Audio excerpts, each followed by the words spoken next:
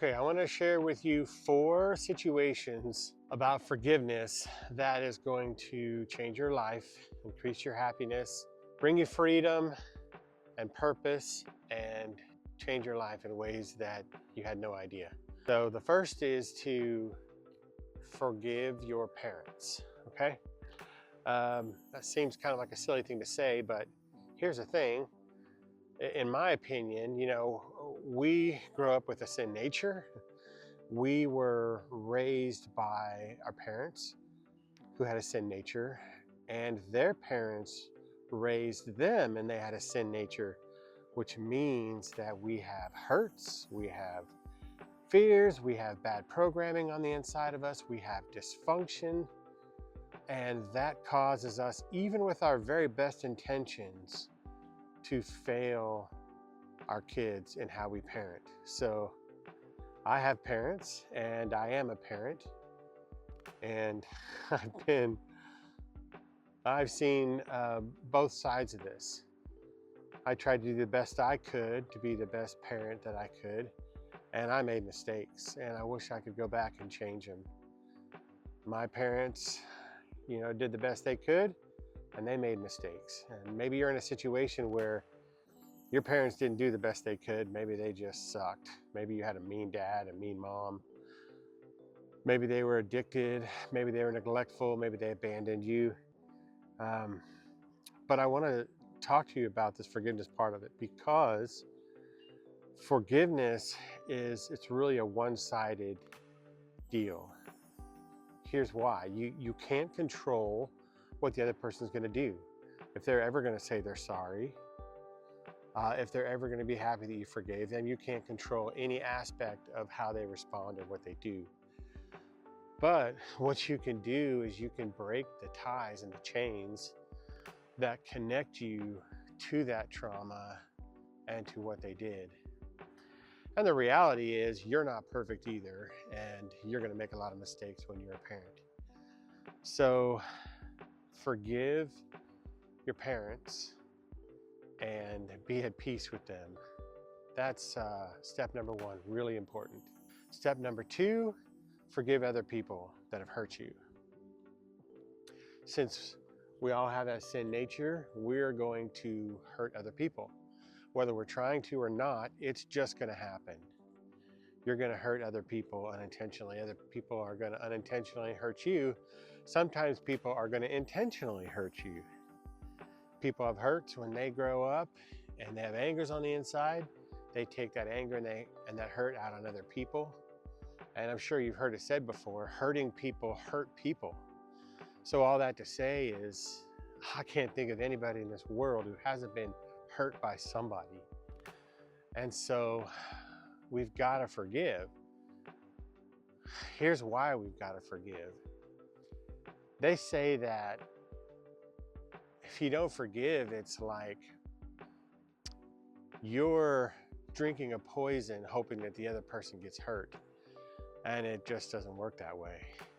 When you hold unforgiveness in your heart, in your life, you're hurting yourself, which is kind of a sucky deal because you got hurt by them to begin with, which seems totally unfair. But it is what it is. And if you don't deal with it, then you're going to be sitting with this cancer on the inside of you that is just stealing from your present, stealing from your future. It's going to turn you into an unhappy, just bound person. And if somebody's done something terrible to you, you holding them in bitterness and resentment, it doesn't punish them. At least not the way you think it does. Really what it does is it keeps you chained to them. Can you imagine that? Somebody that has been a victim of something terrible and a traumatic, horrible event, and that person is so angry they don't want to forgive, they don't want to let go. And so what they're doing without realizing is they're chaining themselves to that person. There's a connection there. When you hold resentment against somebody, there is a connection there that will always be there until the day that you forgive and you let go. You're the one in bondage, and it's not fair. You didn't ask for it. You didn't ask to be hurt or to be a victim. But the reality is, it happened and it sucks. But if you don't forgive, you're keeping yourself in a prison. I know you feel like you're letting them off the hook, but that's not really what it's about. You let God deal with them. You let God deal with the justice aspect of it. You forgive. It's not easy to do, and it's a process. If it's a deep, deep wound, it's a process, because you could forgive, and then, you know, a memory might come up, and then you feel all those feelings again. You want to get angry, and then in that moment you forgive again, but eventually you will have freedom in that area. And this is so, so, so important. If you can forgive, you're not hurting them. I know it's not fair, but trust me, it's the best thing you can do. Forgive them, let it go. Does not mean you have to trust them again. Does not mean you ever have to talk to them again. But set yourself free and let it go. Okay, so the third point on this is to forgive yourself. It's hard sometimes when we fall short. We make mistakes. We do stuff we wish we never did, and you can't take it back. So forgiving yourself, and this is my perspective. I follow God. I follow Christ. I believe that Jesus is the Son of God, and he took punishment for our sins so that we could be free and we could have forgiveness and have restoration with God. So it doesn't take away the fact that we did what we did, but he gives us restoration. So when we sin and we make a mistake,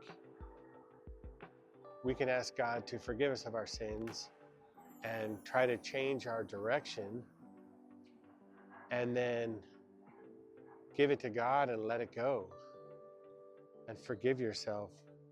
There's nothing you can do other than the fourth thing I'm getting ready to talk about, which is to go make amends wherever you can in your life. That's not easy to do. If you've hurt people, they're probably angry. They may not be willing to forgive you at all. You may go and say you're sorry, and they may just say, I hate you, I hope you die. You can't control what other people do. But go make your amends to the best of your ability.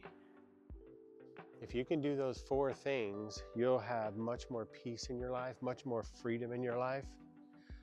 Don't let unforgiveness abound in your life. It will steal from you. It will shrivel you up. You'll be just a shell of your former self. So trust me in this regard. Take some steps. Be courageous. I pray that God gives you courage to do these things so that you can move forward with your life. This is Dave Miller, and we're taking steps towards a life with meaning, and we'll see you on the next one.